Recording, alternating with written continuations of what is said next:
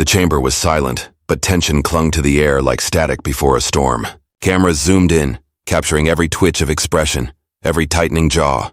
Representative Andy Biggs leaned forward, voice dripping with condescension as he lobbed the insult that would ignite the nation, a thinly veiled attack on Jasmine Crockett's intelligence. He expected her to falter, to shrink beneath the weight of his words. Instead, what followed would rewrite the room's energy in an instant.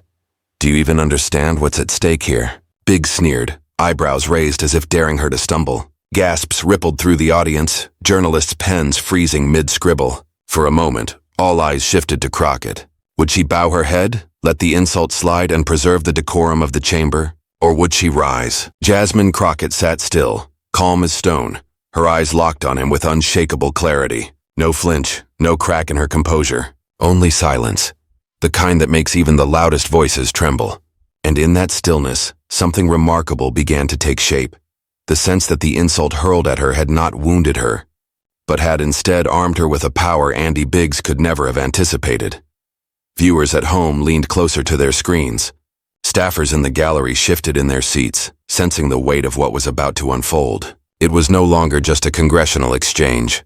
It was a clash of values, arrogance versus dignity, disrespect versus resilience.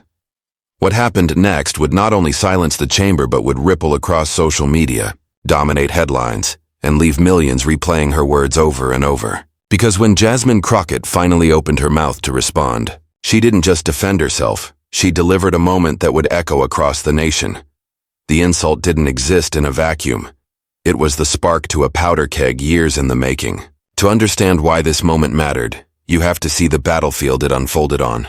Congress wasn't just debating policy. It was wrestling over the soul of the nation. Issues of race, gender, identity, and truth clashed in every committee room, and Andy Biggs had built a reputation on belittling, interrupting, and dismissing voices that challenged his worldview. So when he turned his scorn on Jasmine Crockett, it wasn't just one politician targeting another. It was a continuation of a pattern, an attempt to diminish a woman who represented everything he couldn't control: youth, resilience, and the unapologetic audacity to stand firm in the face of systemic disrespect. The room seemed to freeze, waiting to see how Crockett would handle it. Because here was the unspoken truth. If she faltered, the insult wouldn't just sting her. It would ripple outward, validating every sneer, every headline, every whisper that tried to paint strong women of color as out of their depth. And that's why the stakes were so high. This was bigger than one exchange, bigger than one room. Crockett's response had the power to either reinforce a tired narrative or shatter it in real time. On social media, moments like this don't just pass, they detonate. Clips get chopped into seconds-long bursts, reshared with captions like "watch this" or "unbelievable." Hashtags trend, memes emerge, and suddenly a single sentence can become a rallying cry. Viewers knew it. The reporters in the chamber knew it. And most of all, Jasmine Crockett knew it, so she didn't rush. She didn't lash out. She let the silence linger, let Andy Biggs stew in his own arrogance, let the weight of his words hang heavy enough for the entire chamber to feel it. Because when she finally spoke, it wouldn't just be a reply, it would be a statement that carried every ounce of history, frustration, and power behind her. What followed was not just a rebuttal, it was the beginning of a takedown so precise, so undeniable that even Biggs himself would struggle to mask the unraveling of his composure, to understand why Andy Biggs's attack landed with such venom, and why his downfall was so satisfying. You have to step back and look at the man behind the insult. Andy Biggs wasn't just another face in Congress. He had cultivated a persona, one sharpened by years of partisan battles and a career fueled by spectacle. For his supporters, he was the fighter who never backed down. For his critics, he embodied the worst instincts of modern politics: arrogance without accountability, bluster without substance. Long before this clash with Jasmine Crockett, Biggs had built his brand on confrontation. He thrived in committee hearings where the cameras rolled, often more interested in viral sound bites than in meaningful policy. His tone was combative, his style dismissive. Time and again, he leaned into a strategy that many recognized: demean your opponent, especially if they represented progress, diversity, or a threat to the old guard's dominance. It wasn't subtle. His comments over the years revealed a pattern. A man who positioned himself as the guardian of tradition while taking every opportunity to belittle those who challenged the status quo. When a young congresswoman spoke passionately about equity, he scoffed. When colleagues demanded accountability from those in power, he rolled his eyes. To him, debate was less about truth and more about theater, a stage where he could sneer and score applause from a base that rewarded mockery over merit. But arrogance has a way of planting seeds of downfall. For every smirk, every insult, every condescending jab, Biggs left behind a trail of discontent. His opponents grew more resolute, his critics more vocal, and the American public, they began to see through the act. The bluster that once drew attention now looked like a hollow performance, a man desperately clinging to relevance in an era that was moving beyond him. And yet, Biggs underestimated Jasmine Crockett. To him, she was just another target, another woman, another voice he thought he could dismiss with a raised eyebrow and a cutting remark. But what he failed to grasp was that Crockett wasn't just sitting in that chamber as one individual. She carried with her the weight of a generation, the fight of countless voices who had been silenced, interrupted, or ignored. When he questioned her intelligence, he thought he was scoring points. What he was really doing was setting the stage for his own undoing, because arrogance blinds, and Andy Biggs in that moment was blind to the very storm he had summoned. The chamber sensed it. Viewers at home sensed it. Even those on his own side shifted uneasily, knowing the script was about to flip. He had written the opening act of this drama with his insult, but Jasmine Crockett was about to take the pen from his hand and rewrite the ending. Before Jasmine Crockett ever set foot in Congress, she had already fought battles that would have broken others. Born and raised in the heart of Texas, her story was not one of privilege but of perseverance. She grew up knowing what it meant to work twice as hard to be seen half as much, to walk into rooms where people doubted her before she even spoke, and to transform those doubts into undeniable proof of her capability. Her journey into politics was never about power. It was about service. Before she wore the title of representative, she wore the title of attorney, standing on the front lines for those who had no one else to fight for them. From defending the voiceless in courtrooms to pushing back against systemic injustice, Crockett built her career not on self-promotion, but on lifting others. Every victory she earned was not just personal, it was communal. A win for every person who had been told they didn't belong. This foundation of service shaped her presence in Congress. She was not dazzled by the lights, nor intimidated by the grandeur of the chamber. She understood that every insult hurled at her carried centuries of weight, echoes of a history where women like her were told to sit down and remain silent. But Crockett never learned silence. She learned resilience. She learned that her voice could pierce through walls built to contain it. That's why, when Andy Biggs leaned across that desk with his smirk and his insult, Crockett's calm wasn't passivity, it was preparation. She had been here before, in different forms, under different names. Whether it was a judge doubting her, a rival attorney underestimating her, or now a congressman questioning her intelligence. The script was familiar. But here's what set her apart. Crockett never played to their script. She rewrote it. Every trial, every dismissal, every attempt to silence her had forged in her the perfect armor, poise under pressure and fire when it counted most. In that moment, the chamber wasn't just witnessing a politician under attack. They were witnessing the culmination of a lifetime of training, every struggle folding into the exact moment she would rise. And what Andy Biggs thought was his greatest strike was about to become Jasmine Crockett's defining moment. The tension that had been simmering in the chamber now began to boil. Andy Biggs, convinced he had seized control of the narrative, leaned harder into his attack. His voice grew sharper, his tone more mocking as he doubled down on the insult. Each jab was meant to provoke, to push Jasmine Crockett into a corner where anger would replace composure. "You clearly don't grasp the complexities of this issue," he pressed, waving his hand dismissively as though brushing her aside. The arrogance was palpable. It wasn't just a disagreement. It was a deliberate attempt to belittle, to strip her of credibility in front of colleagues and cameras alike. But Crockett didn't flinch. She adjusted in her seat, her eyes locked firmly on him, her calm demeanor a striking contrast to his bluster. While Biggs raised his voice, she let silence be her weapon. Every second of her restraint twisted the scene tighter, building suspense not just in the chamber, but for every viewer watching at home. Reporters scribbled furiously, sensing a headline in the making. Colleagues shifted uneasily, some leaning forward as though anticipating the explosion they knew was coming. The stage was set, the tension unbearable. Biggs mistook her quiet for weakness, mistook her patience for hesitation, but Crockett's silence was not retreat. It was timing, and timing is everything. She let him exhaust himself, let him dig deeper into arrogance, until the audience, both in the chamber and across the nation, was hungry for her response. The insults had escalated. The disrespect was undeniable. Now all that remained was for Jasmine Crockett to unleash the words that would not only dismantle his attack, but leave Andy Biggs struggling to recover his footing. And when she finally spoke, it would be nothing short of seismic. The silence before Jasmine Crockett spoke was electric, like the pause before a lightning strike. Andy Biggs had just finished his tirade, his smirk wide, his confidence absolute. He leaned back in his chair as though victory were already his. But Crockett's eyes never left him, calm, steady, unshaken. And then, with the precision of someone who knew her words would echo far beyond that chamber, she began. "Congressman," she said, her tone measured, her voice carrying with effortless authority. "What I grasp, what I have always grasped, is the truth. And the truth, unlike your theatrics, doesn't bend under arrogance."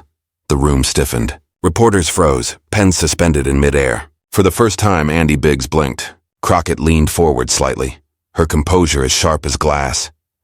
"You questioned my intelligence," she continued, her cadence deliberate. "But what you've really done is reveal your own fear. Fear that voices like mine, voices you've tried to dismiss for generations, are no longer content to stay silent. You hide behind condescension because you know your arguments cannot withstand clarity." Gasps spread through the chamber. Viewers at home felt the hair on their arms rise. Crockett wasn't just defending herself. She was dismantling the foundation of his insult brick by brick, transforming every word he had thrown at her into evidence of his own weakness. Biggs shifted uncomfortably, but Crockett pressed on, her voice growing stronger, steadier, infused with the weight of history. "I didn't get here by accident," she said. "I got here by work, by sacrifice, by standing in the courtroom and fighting for those who had no voice. And I'll tell you what I learned there.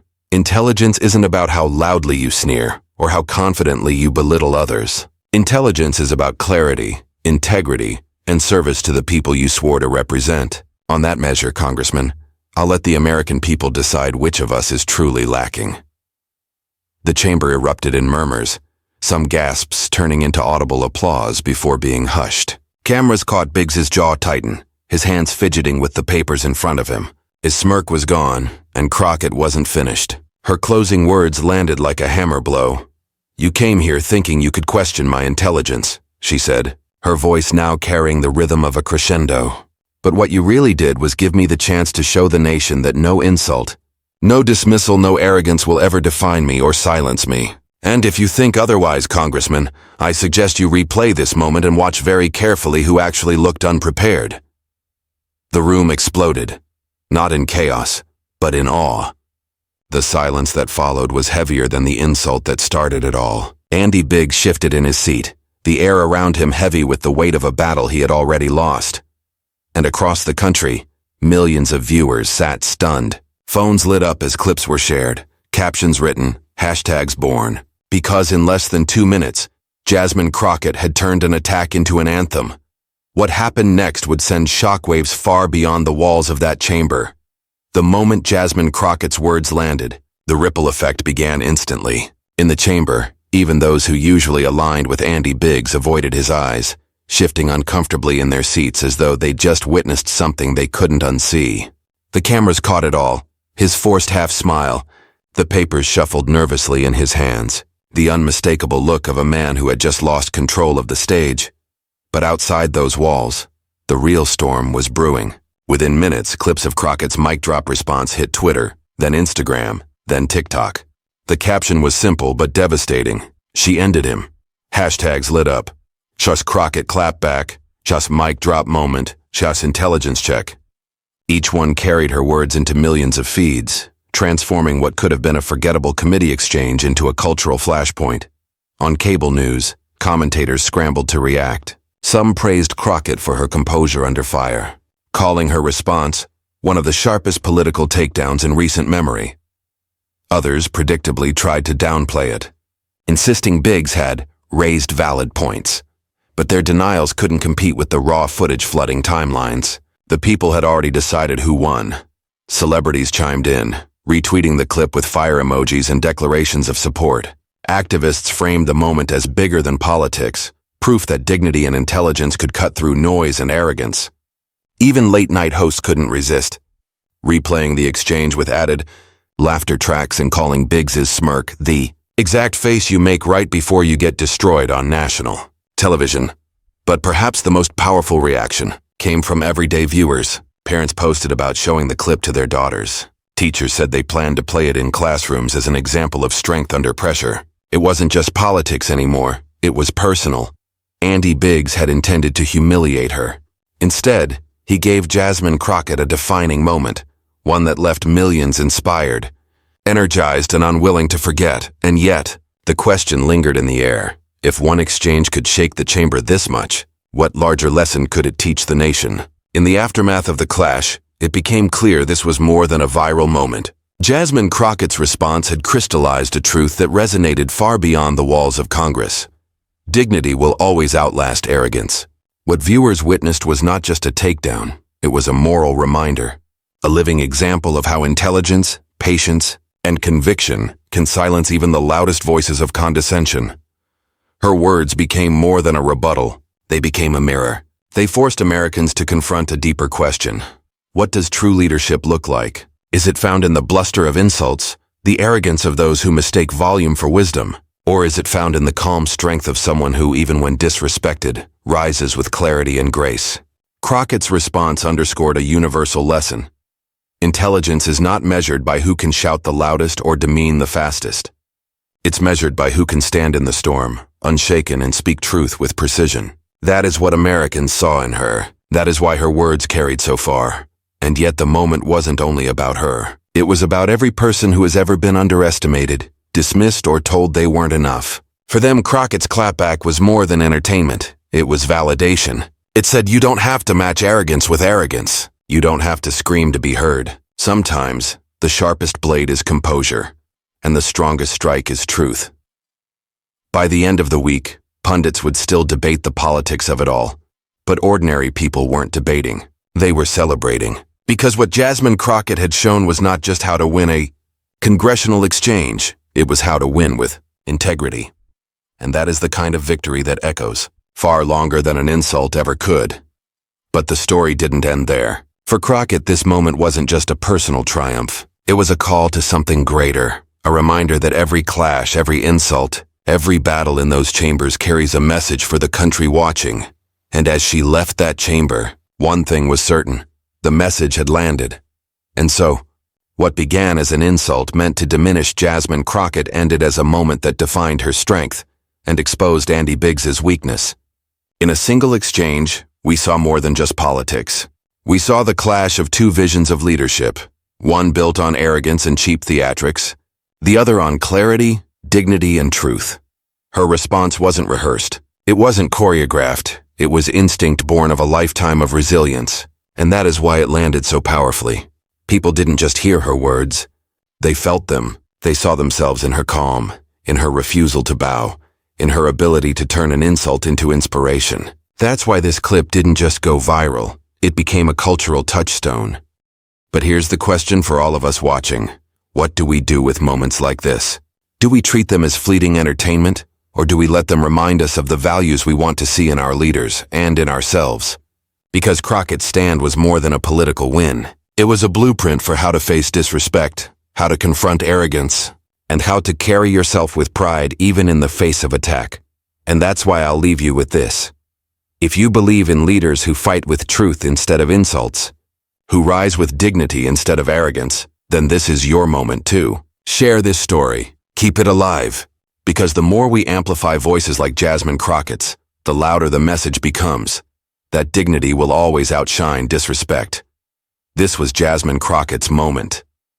But tomorrow, it could be yours. So hit subscribe, share this clip, and let's keep building a movement that proves once and for all, truth will always win.